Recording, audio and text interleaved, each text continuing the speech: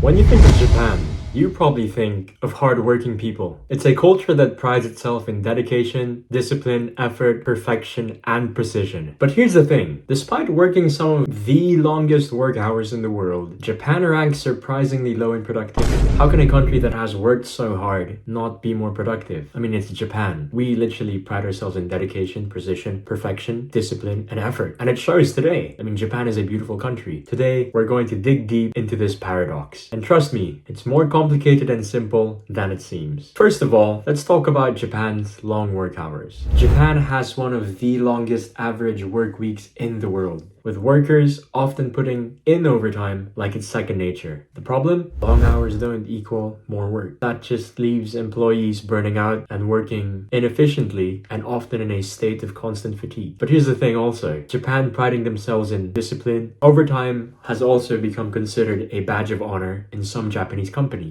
It's not just about getting the job done, and also showing your loyalty to the company. Willing to sacrifice your personal time and demonstration of loyalty to your colleagues and the boss through overtime. This overwork mentality, which seems like it should increase productivity, actually hurts it. It's counterintuitive and quite paradoxical. And here are some statistics for you. According to The Diplomat, Japan's work culture, which emphasizes staying late and showing dedication by clocking in long hours, does not translate into higher output. In fact, Japan's productivity has been stagnant for years, even though workers are putting in more time. Here's another one. Japan's overworking issue and long hours has actually led to the term called karoshi, which quite literally translates to death by overwork. This tragic reality is not just a personal matter, it's a systemic problem that affects the economy. These long hours often result in workers being mentally and physically exhausted, which reduces their overall productivity instead of fostering creativity and innovation. The culture of overworking leads to repetitive tasks and low energy for higher thinking. And here's what's interesting, right? One of the reasons why Japan is behind, despite having long hours on the global scale, is that countries like the United States, Germany, and South Korea, though not perfect, actually have high productivity rates despite working fewer hours. A report by the NPR explains that developed countries are able to achieve more in less time, thanks to greater work-life balance and the use of technology to streamline their work processes. Interestingly, countries with more flexible working conditions where employees aren't expected to stay tend to be more productive overall. The key takeaway? More hours does not necessarily equate to better results. And here's a clip of this guy in Italy explaining his business process. Faccio le vacanze, le devono fare loro. Abbiamo bisogno anche di quelle vacanze, a scaricarsi dello stress e poi si rientra a lavorare più sereni, più tranquilli. Do you mind paying your employees for all this time off?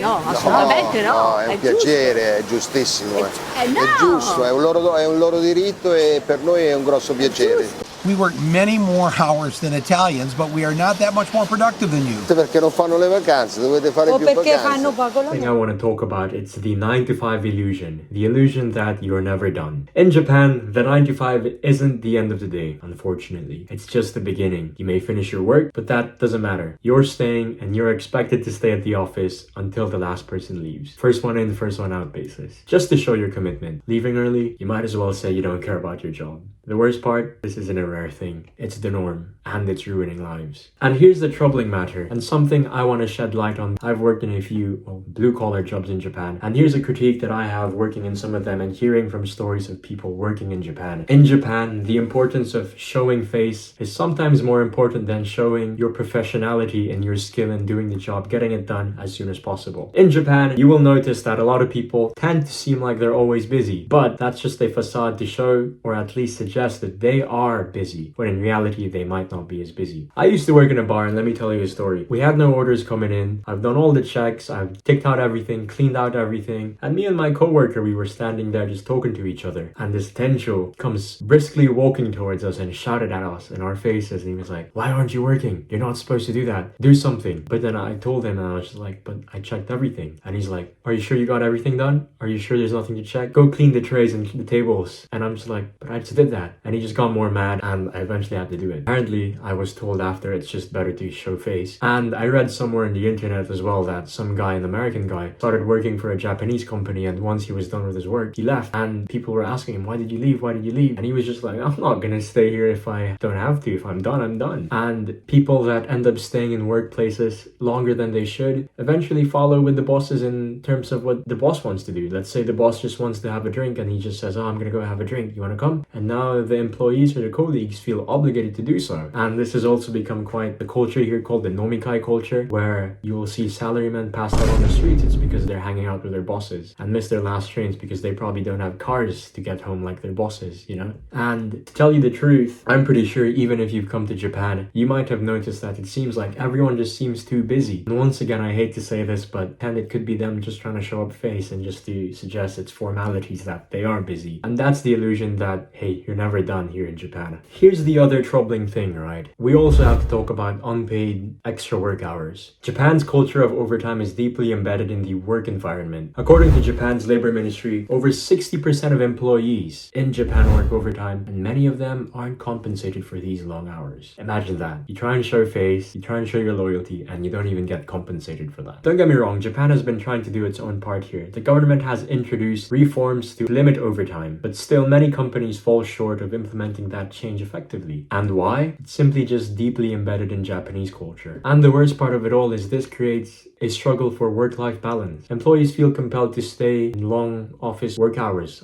even if their work is technically done. The pressure to conform to expectations of their superiors or peers often outweighs the practical and need for rest and recovery. And as a result, people end up not having energy when they have time to go out or take a day off. On Sundays, a lot of them would just rather stay home, do their laundry, and that gives them no time to do anything else outside of work, which makes their life quite miserable, you know? And there's a saying that goes, in Japan, people don't work to live, they live to work. That's the saying here in Japan. And I do think there's an economic term called less happy people, which means less happy people means decreased productivity and economic growth, lower consumer spending, poorer health outcomes, and the impact on social stability. And you can see that in Japan. Japan's birth rates have been going down ever since, and I do believe personally, this might not be a statistic-based opinion, but the outcomes of their life are dictated by work. And if they're spending 40, 50, 60 hours a week and only to have a couple of hours to themselves, who would want to make a kid there, you know? At the end of the day, why am I talking about this? Once again, I'm not just here to talk about Japan's negative stuff, but I'm here to keep it real. You might even be asking me, why does this all matter in the end? I just want to say Japan's work culture has not only affected individuals' productivity, but the country's ability to innovate. As we've already talked about, long work hours and high expectations often leaves the room for little creativity, involvement, and innovation. The very thing that made Japan become one of the most successful countries in the whole world was simply because of the chance to innovate. Hungry, ambitious people that wanted to make a change and strive for better things. And now that gets killed like that by long work hours and expectations of cultural forms. In many ways today, I do think Japan now has been lagging behind in different facets of innovation and economics. What I want to see is apply that same perfection, apply that same drive, apply that same discipline into something that can be built from the ground up by first letting its people be happy and having less work hours. And once that comes, more entrepreneurs will come out. But then here's another problem. Culturally, Japan also says the nail that sticks out gets hammered back down. So, what is the problem here? The problem is in Japan itself. A lot of these things and a lot of what makes Japan Japan is its culture. And with culture comes conformity. And Japan has been a country and a culture that loves to stick within itself and even just perfect what they have already. Sure, Japan may not be perfect now and it will never be perfect, and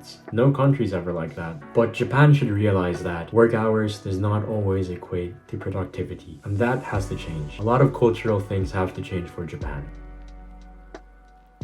Government initiatives, as reported by Nikkei Asia, aims to cut down on excessive overtime and encourage companies to focus on productivity, not just work hours. Some companies are implementing measures like flexible work hours, remote work options, and the emphasis of result rather than the amount of time spent in the office. If Japan can shift its own focus from merely hours to quality of work and innovation, it could drastically improve productivity, pave the way for a healthier and happier generation where birth rates will incline again in Japan, and Japan will be one of the bigger superpowers once again. Then I think we're in for a treat.